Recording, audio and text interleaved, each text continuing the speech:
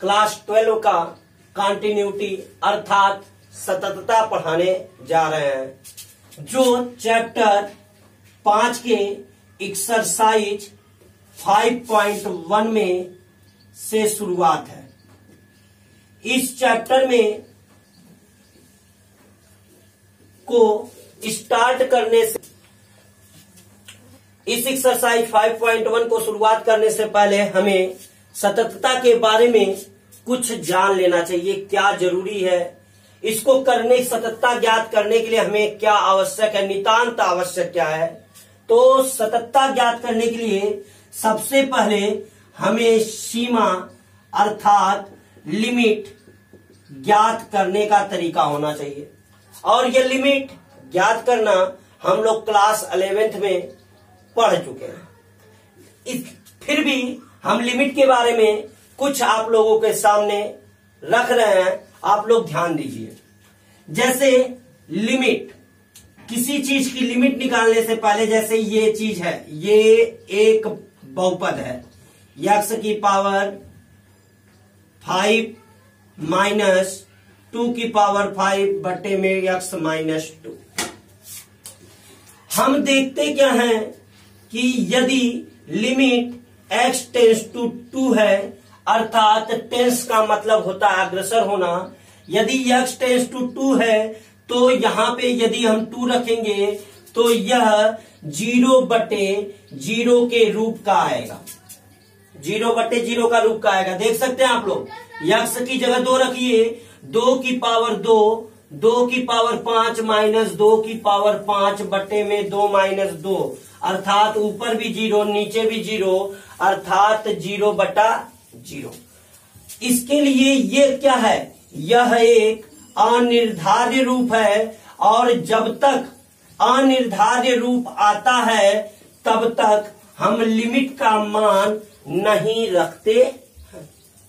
अब इस लिमिट से, इस अनिर्धार्य रूप से बचने के लिए हम इसका डिवाइड इसमें कर आसानी से निकाल सकते हैं। या एक तरीका और है कि हम इसका एक फार्मूला होता है x की पावर n माइनस a की पावर n बटे में x minus a, limit x tends to a n a की पावर n माइनस 1। इस सूत्र से limit x tends to a x की पावर n माइनस a की पावर n बटे में x माइनस a बराबर n a की पावर n माइनस 1 से भी हम इसका लिमिट निकाल सकते हैं। अर्थात इसका लिमिट आ जाएगा, n के स्थान पे 5 है तो 5 गुणे 2 की पावर 5 माइनस 1, अर्थात 5 गुणे 16 बराबर 80।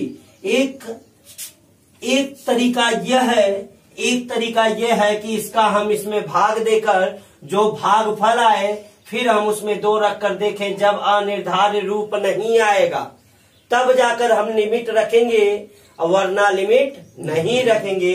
अनिर्धार्य रूप 7 प्रकार के होते हैं, जो आप लोग को कक्षा 11 में बताया गया होगा। के अनिर्धार्य रूप यही है, पहला है 0 बटा 0, दूसरा इनफाइनाइट बटा इनफाइनाइट, तीसरा है 0 गुणे इनफाइनाइट, चौथा इनफाइनाइट माइनस इनफाइनाइट, पांचवा है 0 का पावर 0, छठा है इनफाइनाइट की पावर 0, सातवां है 1 की पावर इनफाइनाइट।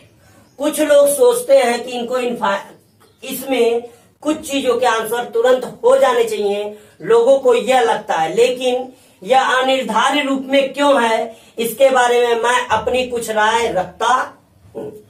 0 बटे 0 अगर किसी के अंश में 0 हो जाता है तो उस पूरे का मान 0 आता है, और यदि किसी के बटे में 0 हो जाता है तो उसका मान इनफाइनाइट आता है, और अगर ऊपर की और नीचे की संख्या बराबर हो तो उसका मान 1 आता है।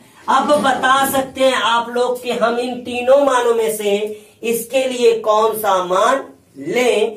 अतः यह क्या है, एक अनिर्धार्य रूप है। दूसरा इनफाइनाइट बटे में इनफाइनाइट, यह भी अनिर्धार्य रूप है, क्योंकि हम यह नहीं जानते हैं कि यह इनफाइनाइट बड़ा है कि यह इनफाइनाइट बड़ा है। तीसरा, जीरो गुणे इनफाइनाइट, तो किसी में गुणा अगर जीरो का करते हैं जीरो होता है, और किसी में गुणा यदि इनफाइनाइट से करते हैं तो इनफाइनाइट होता है। तो इसके दो वैल्यू होंगे, जीरो या इनफाइनाइट, इसलिए हम उन दोनों वैल्यू में से कौन सी वैल्यू लें यह क्लियर नहीं होता है। अब इनफाइनाइट माइनस इनफाइनाइट, इसका भी निर्धारण होने के कारण कि इन दोनों में कौन सा इनफाइनाइट छोटा है कौन सा बड़ा, इसका ज्ञात किसी को नहीं है। अब जीरो की पावर जीरो, अगर किसी की पावर जीरो होती है तो उसका मान 1 होता है, और यदि जीरो की पावर कुछ भी होता है तो उसका मान 0 होता है। तो इन दोनों में से हम इसके लिए कौन सी वैल्यू लें हमारे पास निश्चित नहीं है। इसी प्रकार इसका भी और इसी प्रकार, लेकिन इसमें लोगों को बहुत सारी भ्रांतियां हैं। तो लेकिन इसका जो मैं अपना राय रखता हूं यह कि 1 की पावर इनफाइनाइट, अर्थात हम 1 को कितनी बार लिखें, आता तो 1 ही है, लेकिन हम इनफाइनाइट बार इसको लिख नहीं सकते, अतः इसे अनिर्धारित रूप में गणितज्ञों ने रखा है। कुछ महत्वपूर्ण प्रसार, सम इम्पोर्टेंट एक्सपेंशन।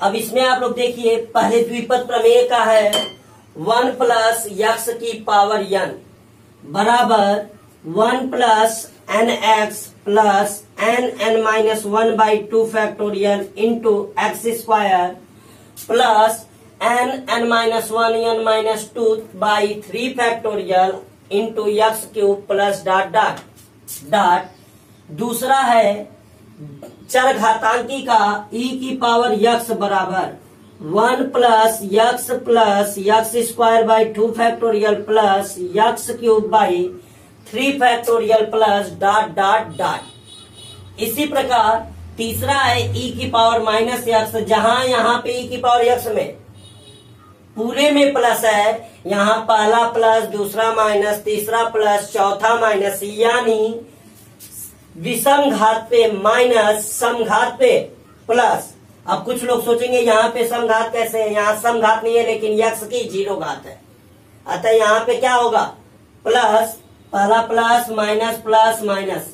अब a की पावर यक्स का 1 प्लस एक्स लाग ई बेस a, जितनी घात यक्स की उतनी घात लाग ई बेस a की, x square log e base a का whole square by 2 factorial x cube log e base a का whole cube by 3 factorial plus dot dot dot log e base 1 plus x का x minus x square by 2 plus x cube by 3 plus minus x 4/4 plus. एक यही सूत्र इस पूरे में है जिसमें फैक्टोरियल नहीं है, यह और एक tan x। इन दोनों सूत्रों में बटे में फैक्टोरियल नहीं है, बाकी सभी सूत्रों में फैक्टोरियल का प्रयोग हुआ है। और देखिए sin x, इसमें केवल विषम घात रहेगा, पहला प्लस माइनस होता चलेगा, 1 घात प्लस 3 घात माइनस प्लस माइनस, और जितनी घात उतना बटे में। और cos x में 1 से शुरुआत और सम घात होगा माइनस प्लस इसमें भी, और tan x का कोई भी नियत नहीं है, इसलिए x plus x cube by 3 plus 2x की power 5/15 plus dot dot dot. सीमा संबंधी कुछ महत्वपूर्ण सूत्र देखिए। पहला सूत्र है limit x tends to 0 sine x बटा x इक्वल टू 1। दूसरा है limit x tends to 0 cos x minus 1 बटे में x equal to 0। Limit x tends to 0 tan x upon x equal to 1। Limit x tends to a x की power n minus a की power n upon x minus a equal to n a की power n minus 1। Limit x tends to 0 e की power x minus 1 upon x equal to 1। Limit x tends to 0 a की power x minus 1 upon x equal to log e base a, limit x tends to 0 log e base of 1 plus x बटे x equal to 1। यह सारे फार्मूले आप लोग को class 11th में सिद्ध करके दिखाए गए होंगे। अगर जिनको ये फार्मूले ना आते हो प्लीज कमेंट दिस वीडियो। हम सततता की जांच के बारे में कुछ महत्वपूर्ण बातों को ध्यान रखते हैं। वह महत्वपूर्ण बातें क्या हैं कि हमें बाईं सीमा बराबर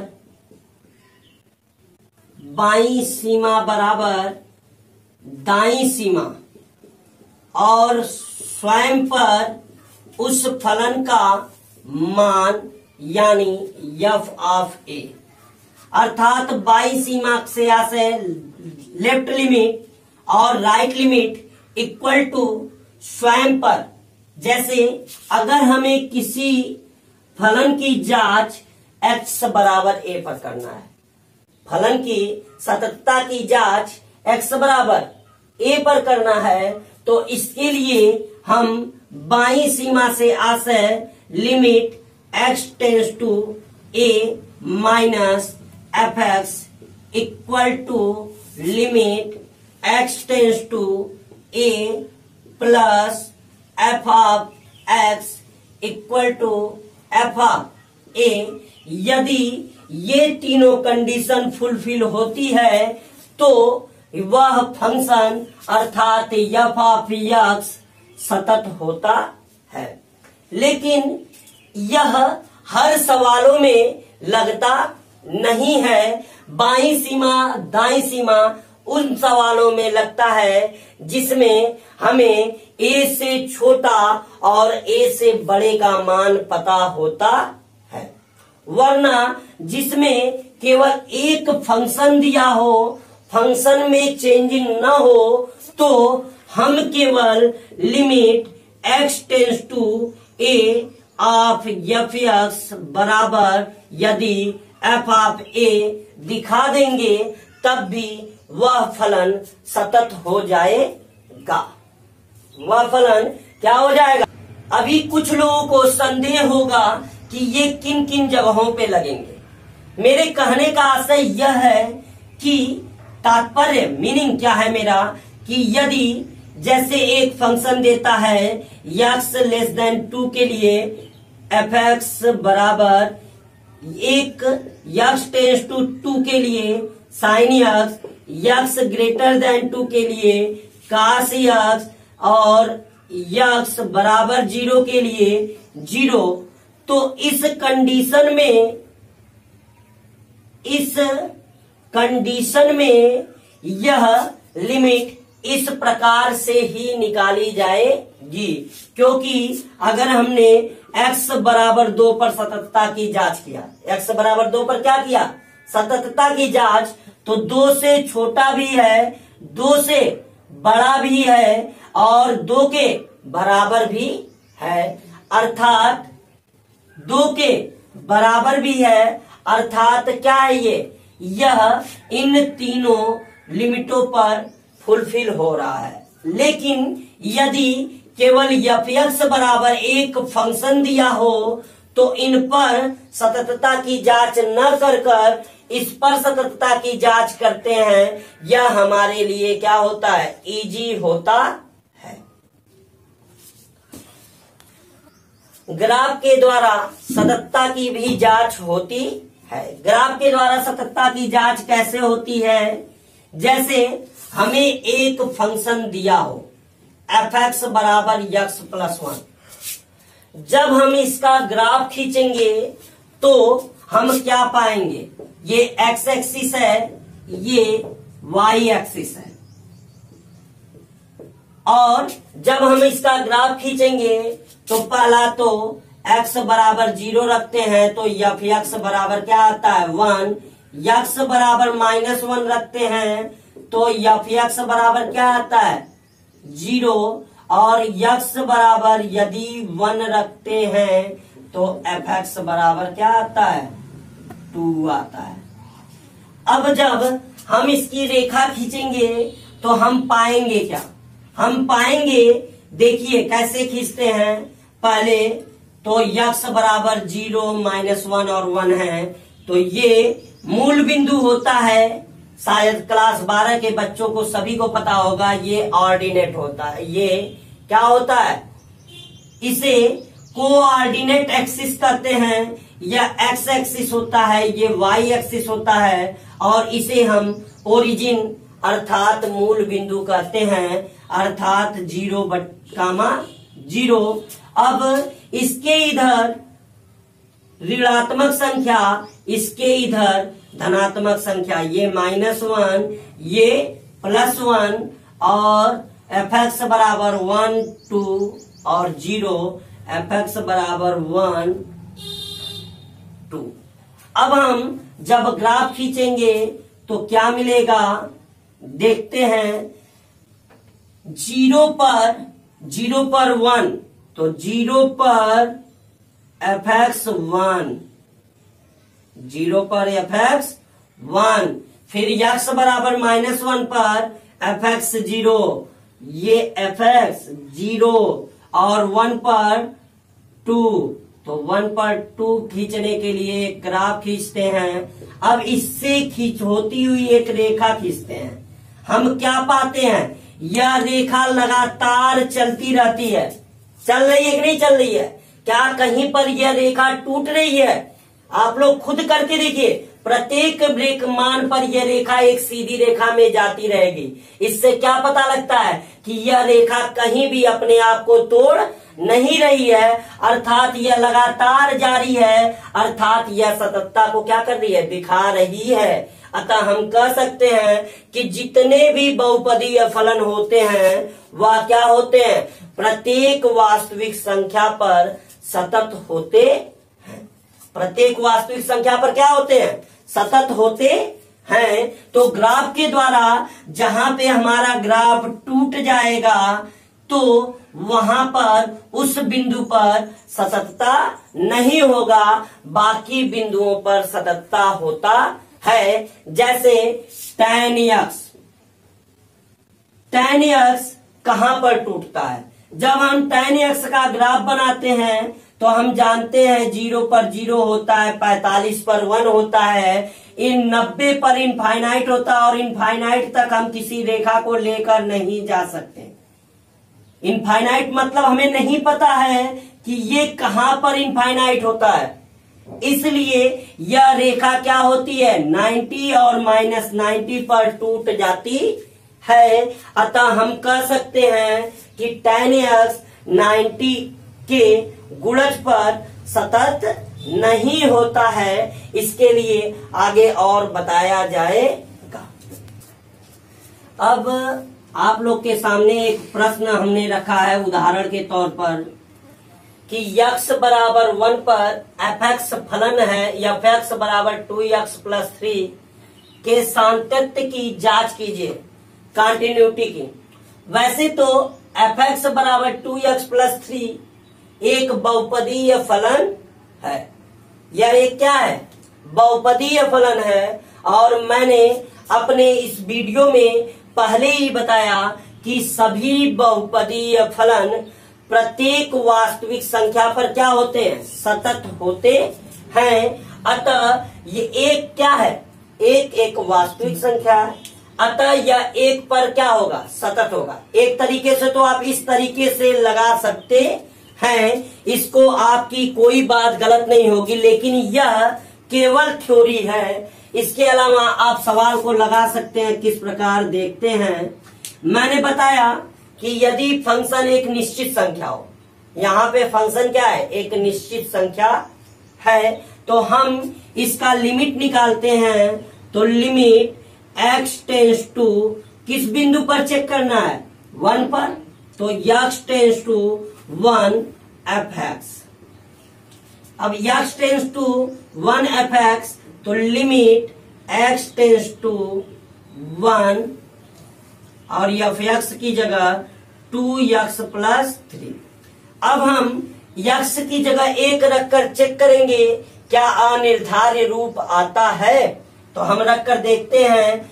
2 1 कम 2, 2 3 5, यह एक वास्तविक संख्या है, अतः इसका लिमिट निकल जाएगा 2 गुणे 1 + 3 बराबर 5।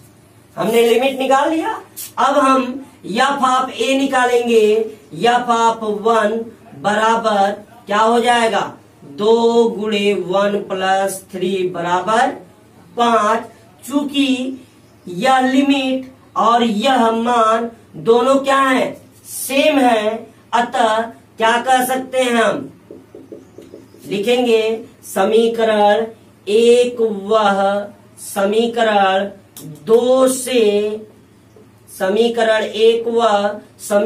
2 से limit x tends to 1 f(x) बराबर f(1), इसलिए फलन f(x) x बराबर 1 पर सतत है। x बराबर 1 पर क्या है, सतत है।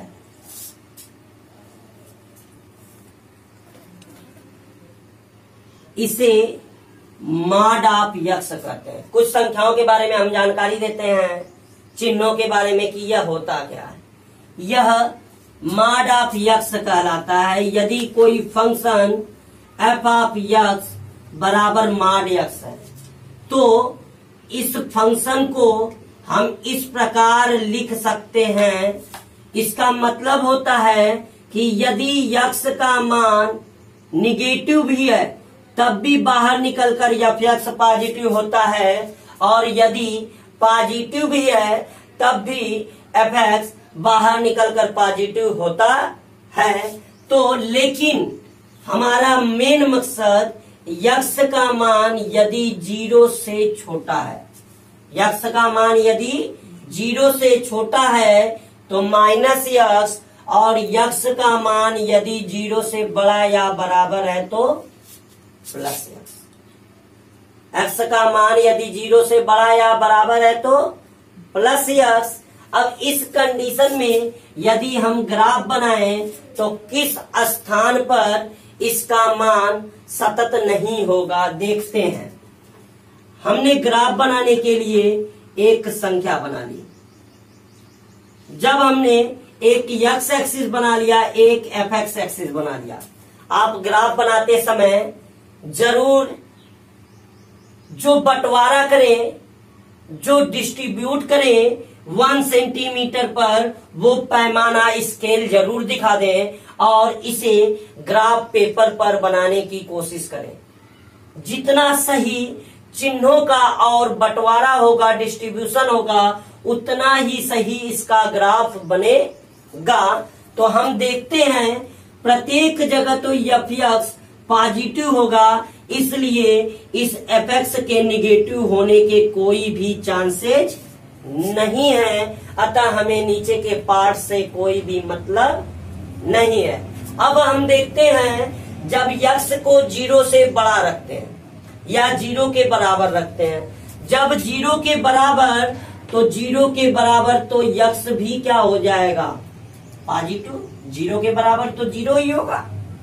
फिर हम x की जगह 0 से बड़ा रखते हैं, तो जब हम (1) रखेंगे, 0 से बड़ा का मतलब धनात्मक संख्या से है, तो जब हम 1 रखेंगे तो 1, जब 2 रखेंगे तो 2, जब 3 रखेंगे तो 3।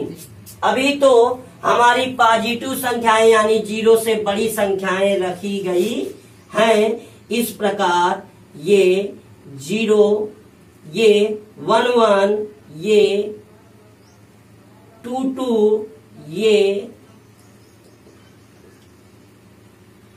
3 3। इसी प्रकार हम ऋणात्मक की ओर की संख्याएं रखते हैं। जब हम -1 रखेंगे x की जगह, तो यह माइनस पहले का है और -1 और रखेंगे तो क्या हो जाएगा, +1 हो जाएगा। अर्थात जब -1 तब भी +1, और जब -2 तब +2, जब -3 तो +3। इससे क्या पता लग रहा है कि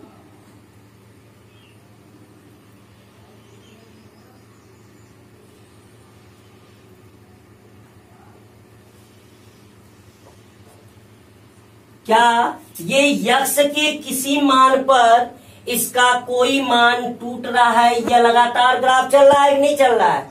अर्थात हम कह सकते हैं कि जो मापांक फलन होता है, माड फंक्शन को हिंदी में मापांक फलन भी कहते हैं। अर्थात जो माड फंक्शन होता है वह प्रत्येक संख्या पर क्या होता है, सतत होता है। वह प्रत्येक वास्तविक संख्या पर सतत होता है, या हमने ग्राफ के द्वारा क्या कर दिया, पुष्टि कर दिया।